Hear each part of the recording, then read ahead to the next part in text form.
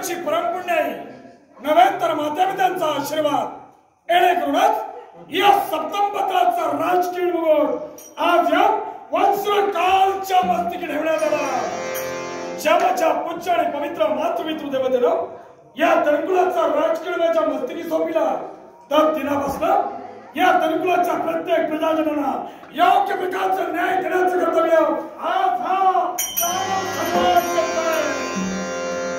जीवनात कशाची उणीव नाही। अत्याच्या सगळ्या मतिकाच्या रंगुळा गुणांतरण उभी सुवासिनी स्त्रिया हाती पंचारती येऊन उभे मनाला आनंद झाला, सर्व सुखाची प्राप्ती झाली, ऐश्वर्याचा लाभ झाला। पण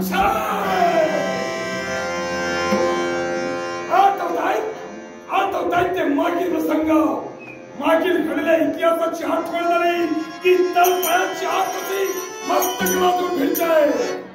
याच्या मूळचे कारण काय असेल तर त्याचे कपटी देवता देव आणि दानव हे बंधुत्वाचं नातं। एका पित्याचे दोन मातेचे आम्ही पुत्र, अदितीचे पुत्र ते कपटी देवता आणि माता अदितीचे पुत्र म्हणताय हे श्रेष्ठ दानव। पण सांप्रत त्या कपटी देवतेने आम्हा दानवाला फसविलं। शक्तीने काही जमलं नाही पण युक्तीचे त्याला डाव टाकून आम्हा पूर्व दानवाचा कपटाला घात केला। अजूनही माझ्या नेत्रासमोर दिसतात ते पूर्वजाचे वानर आहे, रक्ताचे पाप। कारण उत्तर त्या पूर्वजांच्या आत्मतरी तीन कळ्या आणि त्याच म्हणतात हे वज्रकला हे सूर्य देवतांच्या माती। म्हणजे काही वेळा मी देवतांवर स्वाऱ्या केल्या, अपयश प्राप्त पडलं। या अपयशाचं मी कारण शोधलं। येणेकरूनच कैलासीचा देव महादेव त्या भोलानाथाची मी भक्ती केली।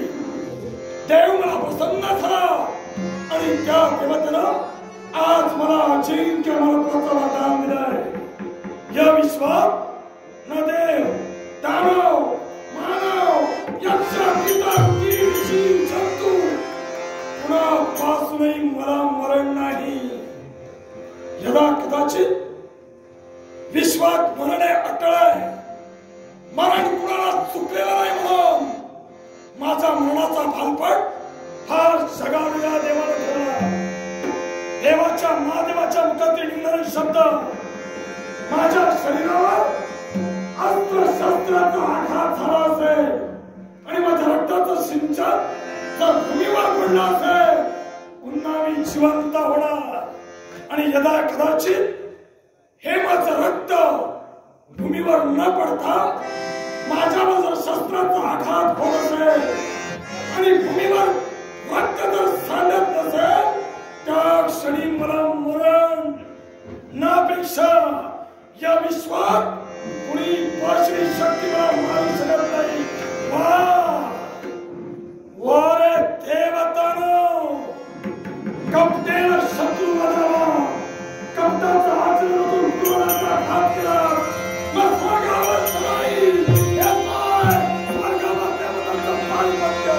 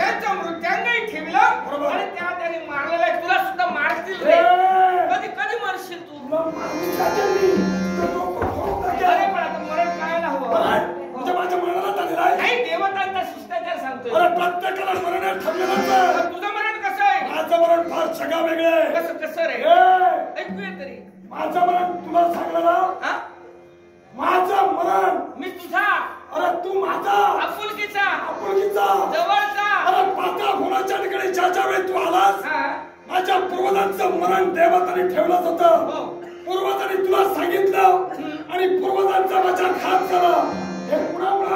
अरे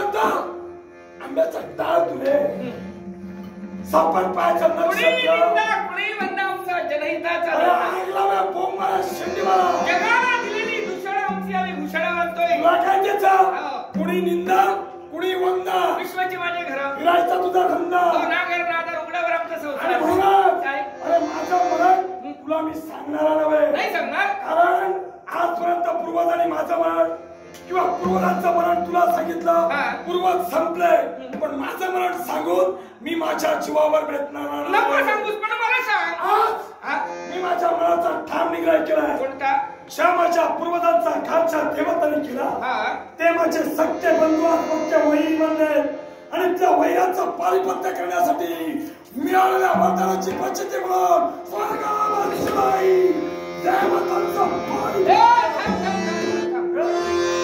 स्वर्ग साम्राज्यावर तूच आम्ही नाही म्हणत नाही पण मला महत्वाचं वरदान मिळवलंय हे कशासाठी म्हणजे काय कमवायचंय पूर्वजांचा घात देवतांनी केला ना देवतांचं अस्तित्व मिटवण्यासाठी देवतांचं अस्तित्व जर का तुला मिटवायचं असेल जगातून त्रैलोक्याचा सम्राट व्हायला हवा त्रैलोक्याचा सम्राट म्हणजे पाताळ भवन तुझंच आहे मृत्यूलोकाच्या ठिकाणी माणूस राहतात तिथला अधिकारी तू व्हायला हवाय आणि त्याच्यानंतर स्वर्ग साम्राज्य मग आज मला तरी तुला असं म्हणायचंय प्रथम माणसाला जिंकण्याचा प्रयत्न कर मृत्यूलोकावर सत्ता प्रस्थापित कर आणि त्याच्यानंतर स्वर्गावर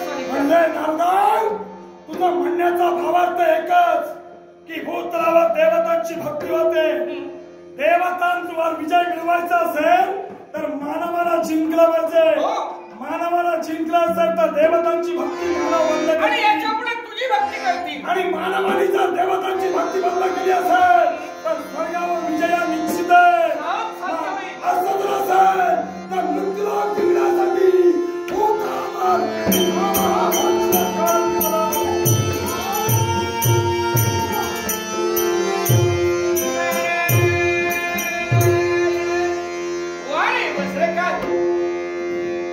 अमरत्वाचं वरदान आणि त्याच वरदानाच्या योग्य करून तुला अहंकार झालाय बोलता बोलता सहज बोलून मोकळा झालास नारदा आतापर्यंत पूर्वजांनी तुला आपलं मरण सांगितलं म्हणून ते मरून मोकळे झाले पण तुला मात्र मी माझं मृत्यांक सांगणार नाही भूत भविष्य आणि वर्तमान काळात तिन्ही काळाचं चलात ज्ञान स्वर्ग मृत्यू आणि पाताळात तिन्ही तलावाचं नेहमी भ्रमण या विश्वाच्या ठिकाणी अणुरेणूत समोर परमेश्वर उरलेला आहे एवढंच नव्हे तर कुठे काय घडतं याची जाणीव ज्या नारदाला त्या नारदाला तू काय मृत्यांग सांगणार आहे अरे ज्यावेळी भक्तीला बसला होतास त्याच वेळी मी तुला पाहिलं होतं अमरत्वाचं वरदान भोलेनाथाने दिलं आणि मृत्यांग तुला काय ठेविलं याची जाणीव मला आहे पण ज्याचे शब्द त्याच्याच मुखवटे ऐकायचे असतात पण तू सांगितलं नाहीस पण याची जाणीव आहे मग तुझं मला तुझ्या पदरी पाडण्यासाठी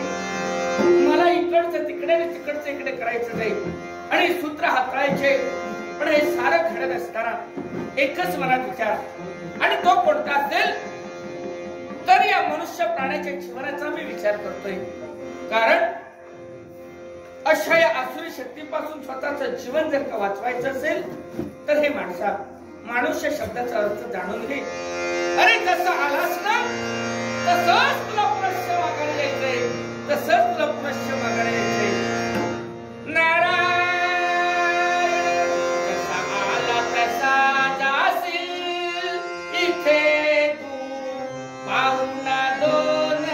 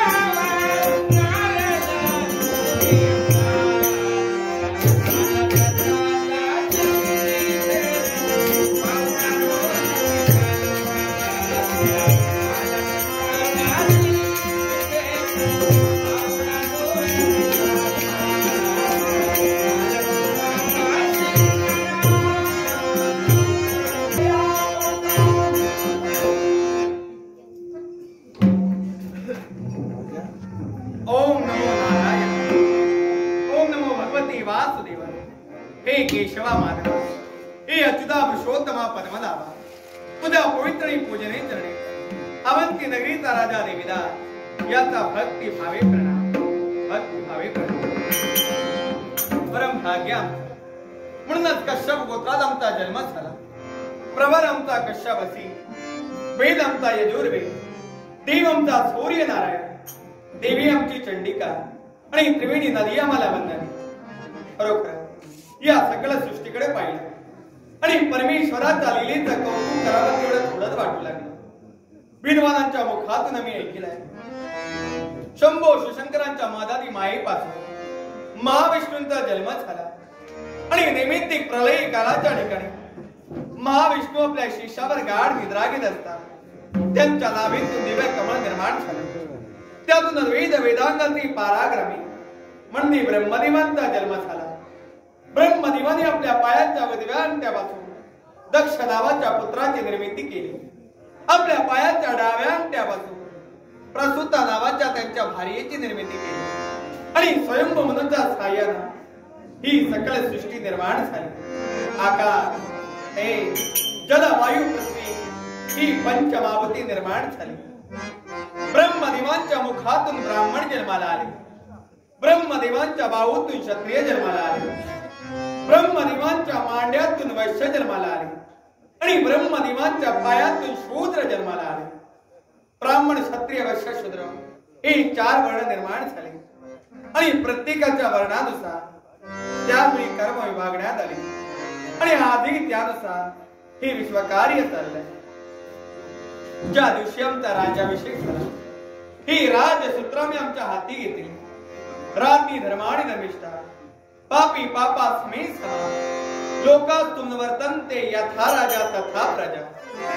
राजा धार्मिक, त्याची प्रजा धार्मिक. राजा पापी, त्याची प्रजा पापी. प्रजा ही राजासारखी वागते. जसा राजा तशी त्याची प्रजा. म्हणूनच काम, क्रोध, लोभ, मोह, मत्सर्य विकारांना दूर करावे आणि प्रेम, समाधान, वैराग्य, निरासक्ती, नम्रतावाद यानुसार माझ्या जनतेला मी न्यायदान करतोय. परमेश्वरा, दरबाराला सुरुवात करण्यापूर्वी मधुर स्वराने तुला आणि तुला मंगलमय आशीर्वाद घ्यावा. मंगलमय आशीर्वाद, मंगलमय आशीर्वाद.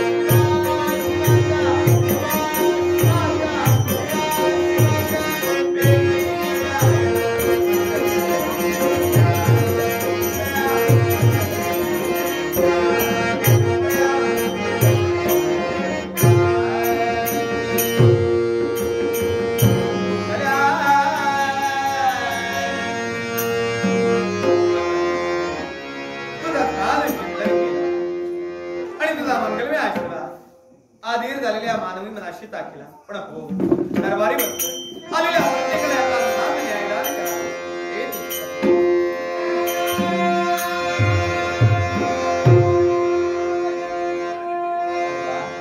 परम भाग्या दोन सरकाराय म्हणायला करणे त्रिकाल नदी त्रयोग्य नबरो कोणी हे ब्रह्म कोणी लिहिलं हे नारद मुनी आपल्या पवित्र पूजने चरणी अवस्थी नरेंद्र राजा देवीदा भक्ती कल्याण वस्तू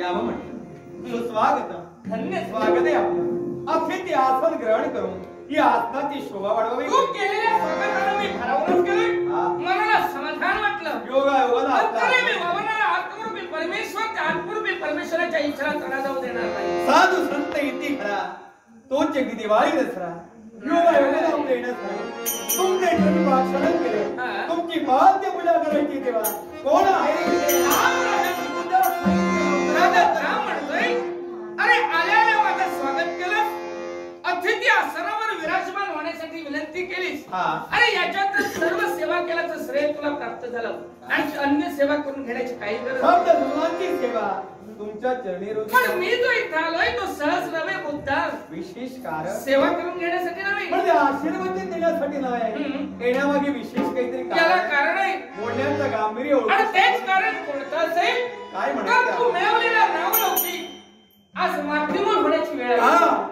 मिळवलेली ख्याती कीर्ती हिला काळाचा बट्टा लागण्याचा हे वर्षी कोण शब्द आपल्या मुखातून येत आहे मी म्हणलं नावलौकिक ख्याती कीर्ती माध्यमूल होण्याची वेळ समेवाली कोण श्रीनंदता माझ्यातून घडली कोण समा अपराध माझ्यातून घडला तू कुठेही चुकलेला नाही शब्द आपल्या मुखातून येत आहे आज ना उद्या ते तुला कळणारच आहे पण तोपर्यंत वेळ गेलेली असेल आणि मनालाच मला तुझ्यापर्यंत यावं लागलं असं काय आपल्याला सांगायचं जयाच्या भय भयाने राज्य हे ठरले सारे